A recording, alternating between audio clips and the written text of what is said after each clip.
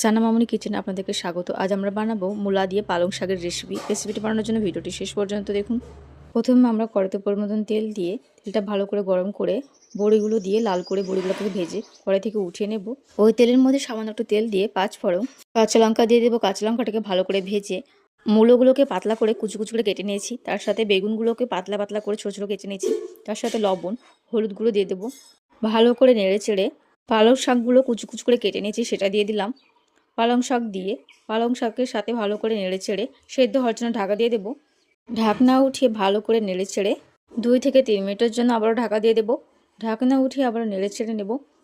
পালং শাকের জলটা অনেকটা শুকিয়ে গেছে। ভেজে রাখা বড়িগুলো হাত দিয়ে ভেঙে বড়িগুলোকে ছোটো ছোটো করে ভেঙে নিতে হবে। খুব সুন্দরভাবে ভাঙানো হয়ে গেছে। এবার আমরা দিয়ে দিলাম বড়িগুলো দিয়ে ভালো করে নেড়ে চেড়ে নিতে হবে। দেখতে পাচ্ছ খুব সুন্দরভাবে পালং শাকের রেসিপি তৈরি হয়ে গেছে। এবার আমরা নামিয়ে নেব। ঠিক এইভাবে একবার হলো বাড়িতে ট্রাই করে দেখবেন। রেসিপিটি ভালো লাগলে লাইক কমেন্ট অ্যান্ড সাবস্ক্রাইব করে পাশে থাকবেন।